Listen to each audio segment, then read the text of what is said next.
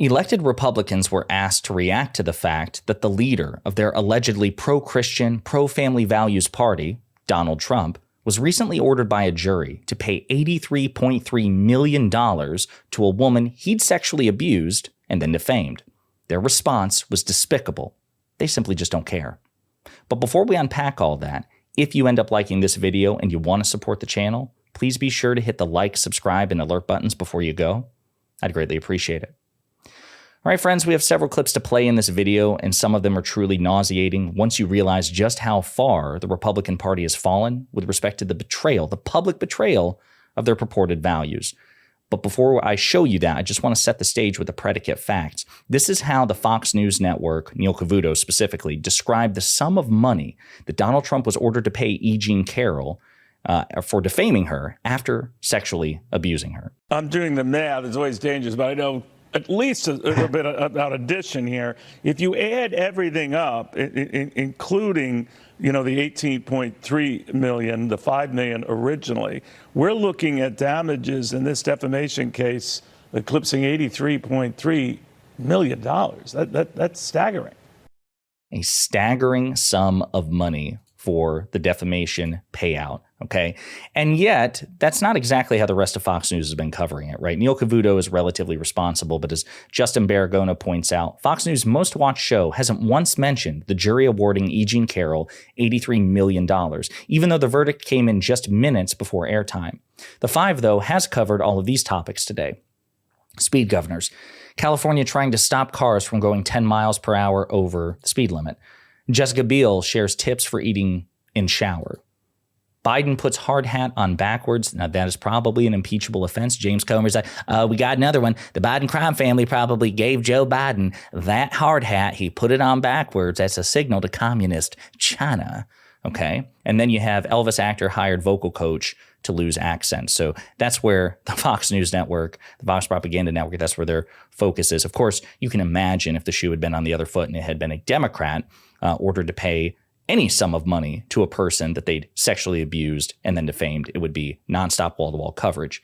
But even more disturbing than the Fox Propaganda Network are the reactions of elected Republican officials, right? Again, members of the pro-Christian, pro-family values party who supposedly embody these characteristics themselves. This is Tim Scott, a former Republican rival to Donald Trump in the primary. He dropped out. He endorsed Trump. This is how he responded to the recent news about Trump's payout. Yes, ma'am.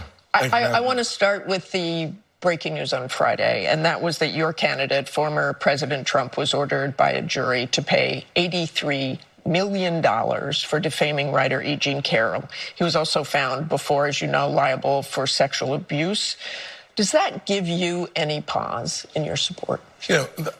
Myself and all the voters that support Donald Trump supports a return to normalcy as it relates to what affects their kitchen table. The average person in our country, Martha, they're not talking about lawsuits. As a matter of fact, what I have seen, however, is that the perception that the legal system is being weaponized against Donald Trump is actually increasing his poll numbers. I understand that, but they were jury trials. They started when Donald Trump was president. That gives you no pause whatsoever. I don't have the Democrats don't pause when they think about Hunter Biden and the challenges that he brings to his father.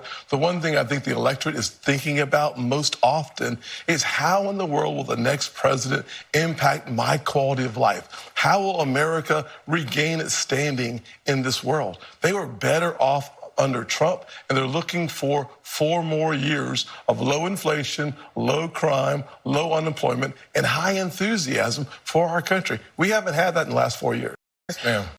So Tim Scott's answer was truly disgusting. So a couple of things. Note how he pivoted. Obviously, he didn't want to answer the question because he knows he has no good answer to provide. He is on the wrong side of this, and Trump is on the wrong side of this. It's a loser issue. So he tries to pivot.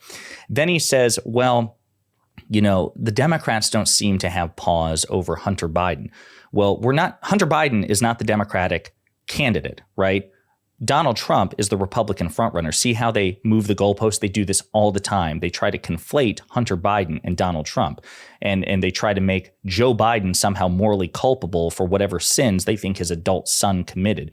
It's constant because they know that morally Joe Biden is simply vastly superior to Donald Trump. He just is. So he's like, well, the Democrats aren't concerned about Hunter Biden. Well, that's because Hunter Biden isn't leading the party. He isn't the president. He isn't running for president.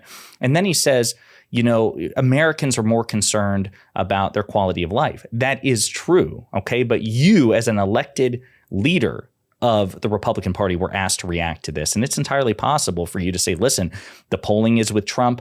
The Republican base is with Trump. Me personally, it does give me pause because, you know, this is not commensurate with the pro-Christian, pro-family values ethic that the Republican Party espouses. If Tim Scott were truly a leader, if Tim Scott were truly principled, he'd be able to say something like that, right? But he doesn't even go that far. He just appeals to Trump's popularity. And then, of course, he lies about other things that, you know, somehow Joe Biden was responsible for inflation or singularly responsible for inflation, or that Joe Biden is presiding over, you know, a crime wave when in fact crime has dropped under Joe Biden, et cetera and so forth. Utterly despicable and cowardly from Tim Scott. But then there's also Senator Lankford here. This is the guy who's actually will probably feature in another video that we're doing because he's one of the architects of this bipartisan border deal that Trump is trying to scuttle. Well, he was also asked on a different show to react to the news about Trump. And this is what he had to say. He put it even more bluntly. Okay, before I let you go, I want to get your reaction to the news that he was ordered to pay $83 million to a person that a jury found he defamed after a separate jury found that he had sexually assaulted her. Does it give you any pause about him returning to office? It doesn't. Obviously, these are legal cases. I don't jump in the middle of a legal case. It's been interesting, the number of legal cases that have come up against President Trump and then have failed and have been dropped or have been kicked out of the courts on it. This one's actually went through. He's already said he's going to challenge it. So let the courts actually make their decisions and let the American people make their decisions. We got states like Colorado that are trying to be able to block the people of Colorado from being able to choose who they vote for. Right. Let the American people decide this in November. Well, the Supreme Court might decide on that one. We will have to leave it there. Terrible follow-up by Margaret Brennan, of course. I don't know why she didn't say, okay, listen, I understand that, again, Donald Trump has a lot of support and Donald Trump is facing many cases. I'm asking you, does it give you pause? And then the other thing is, I don't know why. I wish reporters would do this. I mean, they're professionals. Maybe they have a damn good reason not to. But again, I was like, okay, ask them the question, then do a follow-up if they give an obviously BS answer like, no, of course it doesn't give me pause, or no, it's not a big deal.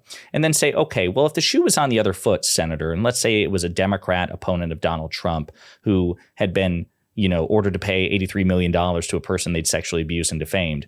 Are you saying that it would also not give you pause if it had been a Democrat, that you wouldn't want anybody to talk about it if it were a Democrat, or you wouldn't want anyone to suggest that it would be disqualifying if it were a Democrat? And put them on the record, because obviously the truth is, if this ever happened to Joe Biden or a Democrat, Republicans would be pouncing on it nonstop.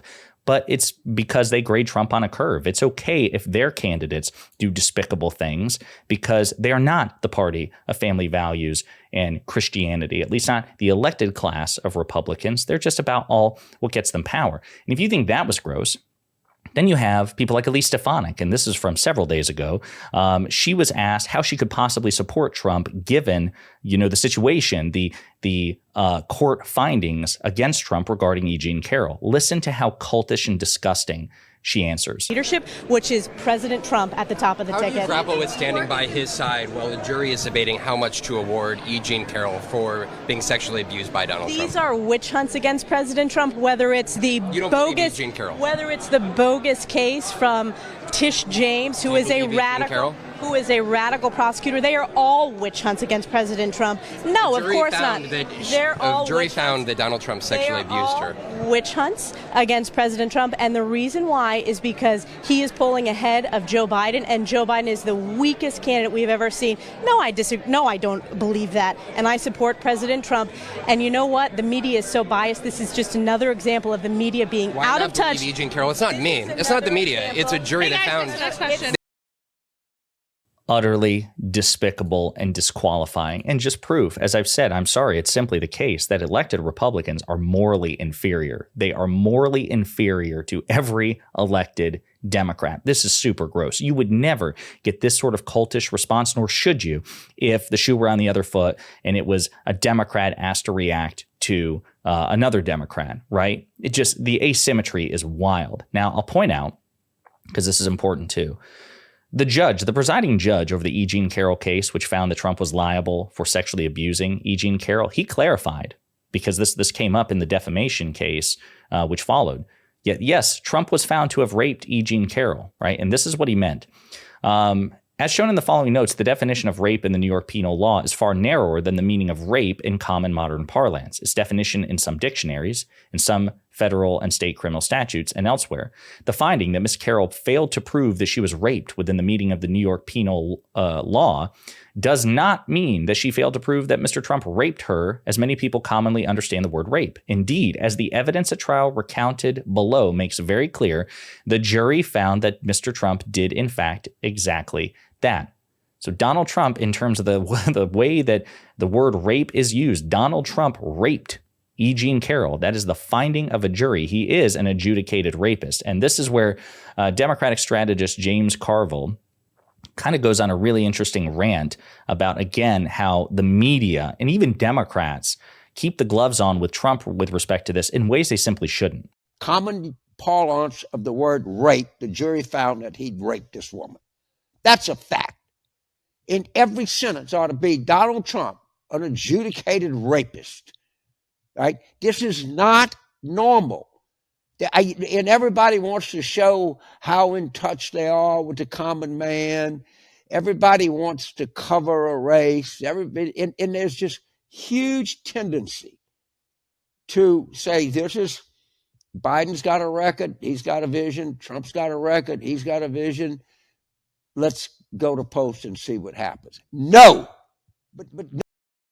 Exactly. This is not normal. This should not be normalized, and it is both irrational and it is dangerous. It's irrational and it's despicable. It just, on every vertex of analysis, it's really gross and wrong. Just wrong to suggest that this is some sort of normal race between two normal candidates. Listen, you can disagree with Joe Biden. You can despise Joe Biden. You can vote for somebody else who isn't Joe Biden. Whatever. Like, there are perfectly reasonable, rational bases by which to have issues with the Biden administration, the Democratic Party, or if you're on the right with the progressive left, right? Whatever. But you don't have to normalize Trump in the process. You really don't, right? It's so strange that you would make that compromise. It's okay to say, listen, I don't like Joe Biden. I don't think he's been a good president. I don't like his policies, whatever. And I think they're wrong. And I can prove they're wrong, right? And you can also say that Donald Trump is just simply a blight on the political process, on American democracy, and on just American morality in general. These things are not excluded. It's not a situation where, in order to criticize Biden, you have to defend Trump or excuse Trump or grade Trump on a curve. These things are not mutually exclusive. And I really wish the so-called enlightened centrists and conservatives, principled conservatives, if they exist anymore, would come to that conclusion, because that's the only rational basis by which you can criticize Biden, is to not whitewash or grade Trump on a curve. It's that simple. So utterly despicable from the Republican Party, these elected officials, and eminently disqualifying. Quite frankly, not only is Trump disqualified from holding office, in my estimation, but so are Tim Scott and Lankford as well, and certainly Elise Stefanik and other Republicans who do these things. Completely despicable. Let me know what you think in the comments.